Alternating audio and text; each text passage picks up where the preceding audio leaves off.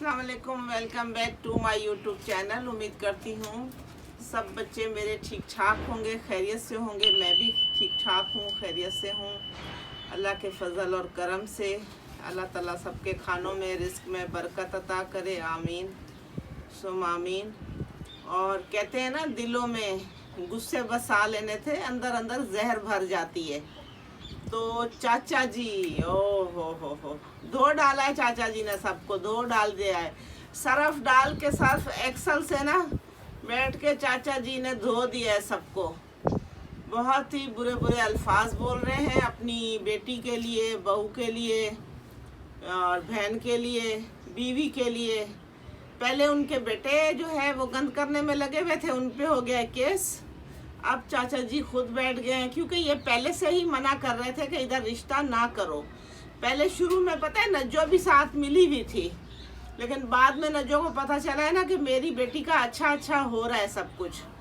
तो बहुत ही बुरे अल्फाज बोले हैं। उसको बोला है वकार को कि बताओ तुम्हारे कौन से बाप ने बोला है कि मेरा चैनल डिलीट करो। कौन से बाप ने बोला है? तुम्हारे तो 5 बाप है। तौबा तौबा, बहुत ही गंद किया है। ऐसे भी कोई बुजुर्ग होते हैं? ऐसा बुजुर्ग मिला है इनको कि बिल्कुल सर्फ एक्सल डाल के उसने धो दिया है इनको। खैर, वो लोग भी अब अंदर ही अंदर परेशान तो है, रंग में भंग तो डाला हुआ है। लेकिन इसी वजह से शादी सितारा के घर हुई है, क्योंकि इन्होंने बहुत बड़ा गंद करना था। वो बता रही थी कि उसकी बेटी नजमा के जो है ना, मेरी बहन की जब शादी हो रही थी तो उसको दुल्हन बनी हुई को उठा लिया था इन्होंने। बिल्कुल दुल्हन बनी हुई है, डोली जाने वाली थी और उसको खड़ा कर लिया था कि हमने बारात में दुल्हन नहीं देनी है, तो खाली बारात चली गई थी। तो इस डर के मारे उन्होंने वहाँ जाके शादी की है। लेकिन वो बहुत कुछ कह रहा है, अल्लाह अल्लाह, तौबा तौबा। वो कह रही है नजमा कि जो है ना, हमें इसकी हराम कमाई में से हिस्सा नहीं चाहिए। तो मतलब कि हम उसने जब खुद ही बेटी को बेटी नहीं समझा, तो हमारा कोई बाप से ताल्लुक नहीं है, हमारा कोई बाप नहीं है। अब हमारी माँ भी नहीं जाएगी, सितारा की अम्मी भी नहीं जाएगी। समझो ख़त्म, रिश्ते नाते सारे ख़त्म हो रहे हैं। बड़ों के रिश्ते टूट रहे हैं और बच्चों के रिश्ते जुड़ रहे हैं। ऐसा नहीं होना चाहिए था। इनको एक दूसरे को मनाना चाहिए था। वो इंतज़ार में बैठा था, मुझे मनाएंगे आके, क्योंकि निकाह में नहीं बुलाया था ना, तो उसको अब था कि मुझे बुलाएंगे और मनाएंगे और राजी पाजी होके हम सब जाएंगे। लेकिन वो अपनी बेटी को ये भी कह रहा था कि मेरे बेटों को बुलाओ, मेरी बेटी को बुलाओ, अपने भाइयों को बुलाओ, अपनी भाभी को बुलाओ। सारी वजह यही है। उन पे तो हो गया केस, वो जरा चुप हो गए। अब उन्होंने ना इसको बाबा जी को खड़ा कर दिया कि चलो तुम अब आगे आगे, ढोल पीछे बाजे बजते आ आगे आगे ढोल पीछे बाजे बजते आ। अल्लाह, ऐसा है क्या किया है इसने, बुड्ढे ने, बाबा जी ने। खैर, उनके अच्छे व्लॉग आ रहे हैं शादी के। घर उनके बत्तियों से सजे हुए, लाइटें हो गई और बहुत अच्छी सी रौनक। और वो कह रहे हैं कि खैर से हम अपनी बेटी की तरह, साजिद ने कहा है, हम अपनी बेटी की तरह रुखसत करेंगे नजमा की और फारूक की बेटी को। अब फारूक, नजमा वो भी परेशान है। बहुत ही गंदी गालियां दे रहे हैं, बहुत ही गंदी। इतनी गंदी गालियां नहीं देनी चाहिए उनको, अपनी बेटी को। अब क्या हो गया है, उनको चले जाना चाहिए था। वो अपने बेटों को छोड़ देता ना, बहू को छोड़ देता ना। नहीं, उसने बहू को नहीं छोड़ना, बेटों को नहीं छोड़ना, और बेटी को बहुत ही बुरी गालियां दी। और बच्ची की शादी है, उसको भी बहुत बुरा भला कह रहा है, दूल्हे को भी बहुत बुरा भला। वो समझ रहा था कि शायद इनका रिश्ता टूट जाएगा, तोड़ने के चक्कर में था। लेकिन शुक्र है नहीं टूटा, तो नहीं है रिश्ता। लेकिन जो है ना, वो कह रहे हैं फिक्र नहीं करो। नजमा को कहा है कि हम अच्छे से अपनी शादी, अपने फंक्शन, अपनी खुशियाँ अच्छी। वो वकार भी खुश हो रहा था कि मुझे लगता है कि मुझे लहंगा भी उठाना पड़ेगा और दुल्हन को भी उठाना पड़ेगा दुल्हन का बहुत भारी लहंगा है। वो खैर अपनी खुशियों में सही जा रहे हैं। लेकिन चाचा जी ने तो भाई हद पार कर दी है, हद पार। है, ये सीटियां भी बजा रहे हैं। हाँ? क्या बोलूं? नाम लेता है? क्या नाम बोल देता है? मतलब कि मेरा नाम लेगा? हाँ? बोल इससे, बोल इसके साथ। हाँ? बात करो इसके साथ। मिठू मिट्टू पिलपिल पिलपिल जी। हाँ बोलो आंटी, आंटी बोलो आंटी, आंटी बोलो। विकी विकी बोलो। विकी विकी, विकी इसका नाम है। आज ये कान ऐसे कर रहे, ऐसे कान कर रहे कि मुझे कोई बुला रहा है, विकी बुला रहा है। सारे फैशन जो बेनज़ीर को तो कुछ नहीं हुआ था, वो फैशन से चली गई थी गाड़ी में बैठ के, लेकिन बहुत सारे माओ के बच्चे रोने उजड़ गए थे, बहुत लोग शहीद हो गए थे। हमारे जानने वाले भी बहुत लोग शहीद हो गए थे। बहुत बड़ी आवाम थी ना उसके साथ में, बेनज़ीर के इस्तकबाल के लिए गए हुए थे, तो काफ़ी बच्चे बेचारे शहीद हो गए थे। बेनज़ीर उनके घरों में गई थी जाके ताज़िया करने के लिए, तो वो तो ठीक थी, लेकिन लियारी के बहुत लोग थे, लियारी में भी बेनज़ीर गई थी अफसोस करने के लिए। तो यहाँ से तो बच गई थी, लेकिन उसको जो वहाँ पे दिल्ली में हुआ ना धमाका, तो उसमें बेचारी शहीद हो गई। ये देखें जी, ये मैं आपको दिखा रही हूँ जो वाक़या बेनज़ीर के साथ हुआ था ना, इस जगह पे हुआ था।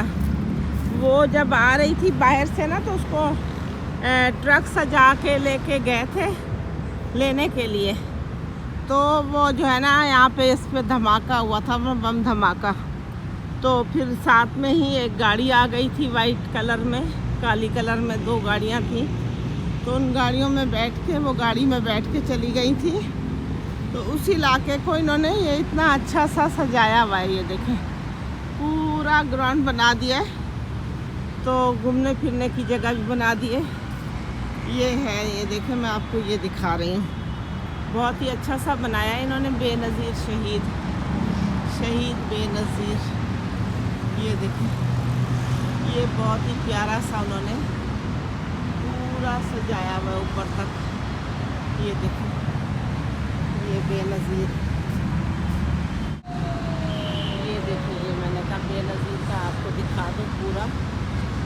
इन्होंने बेनज़ीर शहीद सदर, ये हमारी लीडर बहुत ही अच्छी लीडर थी बेचारी। फिर इन पे दूसरा तो पिंडी में हुआ तो इनका इंतकाल हो गया था, लेकिन जो पहला कराची में धमाका हुआ ना, मैं उसके बारे में आपको बता रही हूँ, दिखा रही हूँ। ये हुआ था कारसाज के बिल्कुल पास, कारसाज के पास ये हुआ था।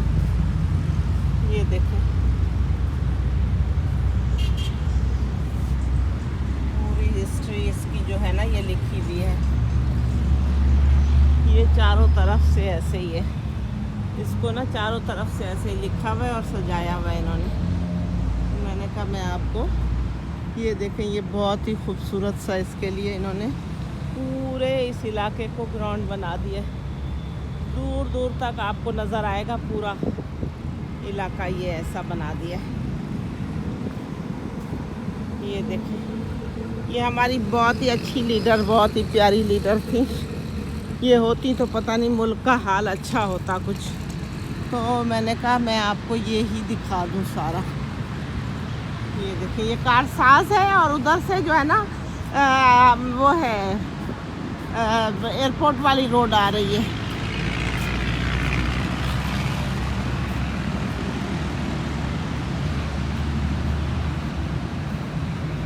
ये देखें, ये ज़बरदस्त इन्होंने, यहाँ पे माली होता है पूरा टाइम, तो ये पूरा कारसाज और एयरपोर्ट वाली रोड सीधी जा रही है शहीद मिलत की तरफ।